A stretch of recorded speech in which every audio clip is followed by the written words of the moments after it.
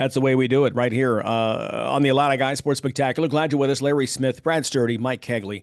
We're all over the place because, fellas, folks, ladies, gents, 3 weeks away from kickoff of the most anticipated Illini football season. Boy, for some of you in your lifetimes, let's just get right to it.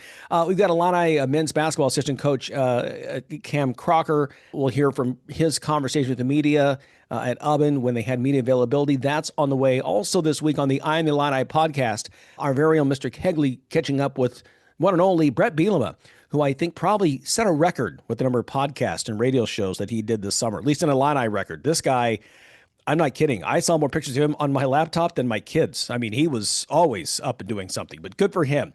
Fellas, this is what happens when you win 10 games, when you return more, I think, more players, more starters, I think, than anybody in the Big Ten. I think that's right. We'll talk with Matt Stevens just a bit about that. This is what happens when you have that happen. Ranked 12th in the preseason, the first college football poll that comes out. We've talked about the attention this team has gotten here in the preseason, and certainly a lot of respect right now for this program. Yeah, it's exciting. I mean, this is I don't know if we had anything like this at Illinois. I mean, from the hype, coming from the lows to the highs. Now you're actually, so if you think you're 12th, right? If you're 12th in the preseason poll, that means where are you going to end up at the end of the year? Technically, you would be in the college football playoff. Yeah. I mean, when we're talking college football playoff, that's a pretty cool thing at Illinois, right? So, yeah, I think Bret Bielema, and there's a reason he's going on all these shows and all these podcast stuff, because he sees this helping his program, getting that word out. Illinois is good, and now he's excited about this team. There's no question. Yeah, most coaches look at doing interviews very similar to getting their own root canal. And yeah, you see Bret out there having fun with different media members. He's definitely comfortable in his skin, and I think he really enjoys where he's got the Illini right now. Well, I think that, and we discussed this a little bit last week, and I think we'll continue to talk about it, and we talked with Matt about this as well, looking at Bret Bielema, watching him on Vegas during the Big Ten media days. For the first time maybe in his 5 years, this feels like a team that's his, right? I mean, he's got all his guys back, recruiting screwing well. He's got his coordinators are in place consecutive years. I mean, all the pieces are there. It would seem to me that this feels like it did at Wisconsin when he had things rolling there. It's the beginning of maybe something special. We're just not used to it because we're in Illinois, and where you don't do back-to-back winning season. So again, I mean, this has the chance to be something very special. We mentioned Matt Stevens going to join us, and he's on right now. IlliniGuys football writer and analyst, has been right there at Memorial Stadium, Smith Center, since practice opened up. Matt, getting ready for the scrimmage here on Saturday, what's the one thing that stuck out for you about these first few days of practice and the way this team has come together here at the start of the preseason? That I think there's a specific position groups that I think that they want to get ironed out before they get into next week. Larry, honestly, I think this scrimmage is really, really important. I think they're going to have the idea of the 25 team pretty ironed out after Saturday. After at least they look at the film of Saturday and what they do in this, what should be a pretty live scrimmage in Memorial Stadium on Saturday. Obviously, wide receiver is going to be a big deal. I think that they've got to figure out what they're doing there. I think they've got to figure out what they're doing with tight end, in the sense of how much are we going to really let Cole Rusk be on the field with Tanner Arkin? I think that's going to be a thing. And then I think they have 7 new pieces on the defensive line. Now, some of those guys were here in the spring, like a James Thompson, like a Kurt Neal, the Wisconsin transfers. Some of them weren't, like a Carter Hewitt. And Terrence Jameson's got 7 new pieces on that defensive front that he has to work through and figure out who he's going to allocate snaps to.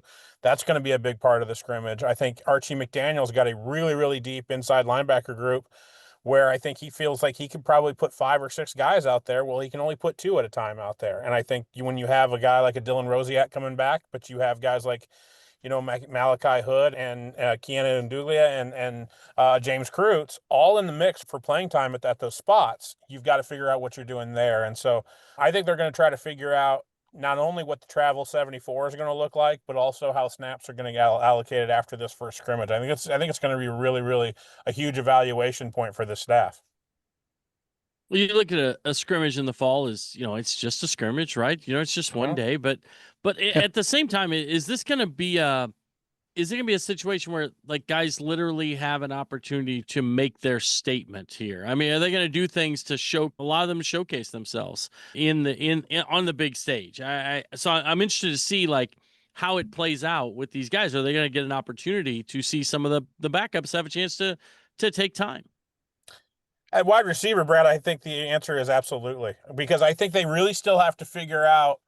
They keep talking about 7 or 8 guys that they feel really, really good about, but they're going to start 3. And then you know how this works with Stepp and with Brett Bielema and Barry Lunny. They're going to play 3+, maybe 4, maybe as much as 5. So they're really looking at this scrimmage like, can Malik Elzy set himself apart and make himself an obvious starter? Can Hudson Clement finally, in an Illinois jersey, show what he could do like he did when he was at West Virginia? Can Colin Dixon play 2 wide receiver spots? Meaning, can he play in the slot and can he play outside? I think they're going to try that in the scrimmage. And I think they're going to try to figure out, guys like Justin Bowick and guys like Alexander Kapka-Jones, who nobody is talking about, but yet he's first in line in every drill for outside wide receivers. Who is Justin Stepp going to allocate these snaps to? I really think the evaluation of a game-like atmosphere, which Brett Bielema tries to make these 2 preseason scrimmages that they do before they start the season, like game atmospheres. For instance, they're going to do this scrimmage at night because they open up at night. And so the next one they're going to do is they're going to do it during the afternoon because they're playing Duke at 11 o'clock. So they're trying to create game day-like atmospheres in these scrimmages, and they've got positions that either they don't know what they're doing from a starting standpoint, or they have too many guys that they feel like that could start, and they need to get separation. And I think a lot of those are on defense. So, yeah, I do think. And then Brett Bielema said from like day 2 of preseason, I want to get my 74 pretty much set, barring injury. Being the Big Ten regulations are you can bring 74 guys on a road trip. He wants to know who those guys are before he starts the second week of camp almost. So I think that this is a huge, huge check mark for Brett Bielema and his staff. So you mentioned Malik Elzy. On the defensive side, who are a few of the players that folks should be paying attention to who have basically their fate in their hands, so to speak? Well, I think James Thompson's going to play, but I think that, I do think Illinois now again goes to the transfer portal for nose tackle. And I think a lot of people think it's going to be Kurt Neal, but I think there's a couple of other players that I think that they could allocate snaps to in the middle of that defensive line. And the nose tackle position has always been a really, really good developmental spot for Terrence Jamison to get guys into the NFL, or at least undrafted free agent deals into the NFL. So Kurt Neal could be the next line for that. I do think they're trying to figure out the other outside linebacker position in the 5-man front, other than Gabe Yakas on the other side. Could it be Daniel Brown? And there are a lot of other options there. They bring in, a Leon Lowry Jr. from Wisconsin. Tamawa, I'm not even going to try it, but like that's a tough last name. The kid from Florida like State. We'll call him that. It's early August, guys, but they call him Tommy, which is really, really easy for me. There we go. Could he make an impact because this is his 3rd school? Like he's been gone from West Virginia, Florida State, and now Illinois. Could he make an impact? I think they feel really, really good about where they are on the back 4 or back 5 in the secondary, but those first 2 levels of the defense, Mike, I think that they're trying to figure out specific answers by the time they open up against Western. And again, I think Saturday is going to create a lot of answers for them. Talking with Matt Stevens, again, is the Illini football writer and analyst for the website, IlliniGuys.com. It's great reporting, as always, as he's covered this team now for us, starting his 5th season with us on this. One group you haven't talked about yet is the running back group, and thought it was interesting that the Doak Walker watch list, which is given to the top running back every year, there are 2 Illini on that. Caden Fagan, the true junior who had his season cut short by injury last year, and Aiden Lockery, his classmate, who came on and had the big game, his career game in the Northwestern game at the end of the regular season. Both those guys on the watch list. I think it speaks, 1, Brett Bielema loves his running backs, and 2, maybe we'll see a healthy dose of both of these guys this season. Yeah, Brett Bielema thinks it's the deepest running back room he's had since his last year at Wisconsin, and we know what he did what they did there when they ran over Bo Pelini's defense for over 500 yards and had three guys in that running back room that ended up in the NFL, drafted into the NFL, and two of them were eventually Doak Walker are winners. He thinks it's the deepest group they've got. I think Aiden Lawfrey's finish to 2024 gets him on that watch list because of the way that he finished in November and allowed Illinois to really be able to run the ball. In November, he was a key component to that, specifically to how they started the year running the ball, which was not very effective. And Caden Fagan is basically just a physical freak. That guys who know who he is, if he can stay healthy, they know what he can do from a physical standpoint. And so your Central Illinois Power Group is doing a really good job of thunder and lightning at this point because you have an inside and outside kind of option there. And then they feel really, really cool about Khalil Valentine, the second-year guy who had flashes as a freshman, but he'll end up probably being the third tailback. But I think that they're going to try to use him, especially early on in the year, in the heat of the season, when you probably need 3 or 4 running backs in a football game. You could see Khalil Valentine getting some carries and getting some snaps, especially early on, I would say, against Western Illinois and Duke and some of those early September games before they establish themselves as the season goes on. But I haven't even talked about the 2 freshmen that have come in fall camp that Thad Ward is really, really happy with and really, really impressed by. But they're just behind 3 guys that Brett Bielema and Thad Ward and Barry Lunny, when he's drawing up plays, feel really, really good about Illinois being able to establish the run in Brett Bielema's 5th season, which I think they've always really, really wanted to do. And Lunny talked about that on Thursday, which is, we've not really had an identity that Brett Bielema has felt 100% comfortable with. I think in 2025, you have a better chance of that happening. Matt, you establish running game, you got to have the offensive line. They bring a lot of guys back, but there are some injury concerns early on. Are there? Or I know some guys are dinged up. Injury concerns in the sense that I think they're going to miss some fall. They have and will continue to miss some fall camp. I don't think injury concerns in the way, Brad, that I think they're going to miss the opener.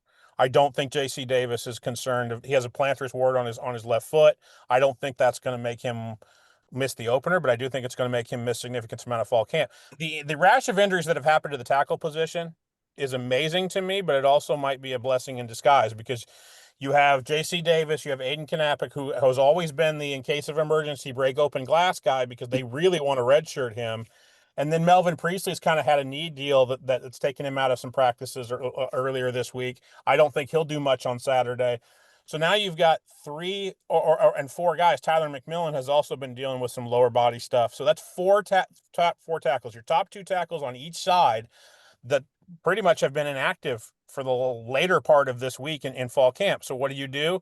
You turn to your redshirt freshman and your freshman and you say, hey, look, you're going to get first team reps. You're going to get second team reps for about a week and a half here. Show me what you can do. And so guys like Saphir Stewart, guys like Nathan Knappich, who's Aiden Knappich's younger brother who transferred also over in from Idaho, they're getting significant reps against first team and second team all Big Ten defensive linemen right now at 19 and 20 years old. It might not be fair, but if they can show them something, that's what we like to call development. And I think Bart Miller's getting a really good indication of what down the depth chart he has right now before he formulates probably the 10 guys that he wants to start the 2025 season with.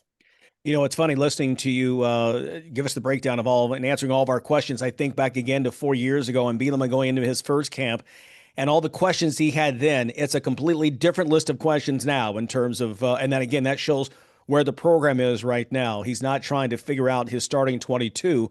He's trying to figure out the depth pieces and those kinds of things. Matt, we always appreciate your time and great work on IlliniGuys.com. We'll talk with you next week. I thought you were going to go to the Bielema offensive line thing out of year one that he really doesn't ever want to talk about again. But if this Illinois team in year one had lost 4 offensive tackles in the first week and a half of fall camp, I don't think Brett Bielema would have thought he had a functional team to go with when they opened it in that Nebraska game.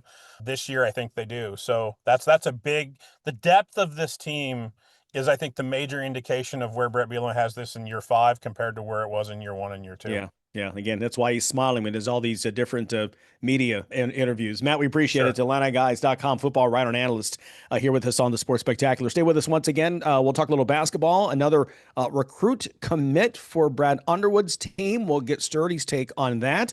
And still on the way, we'll hear from Mr. Bielema himself right here on the Sports Spectacular, powered by IlliniGuys.com.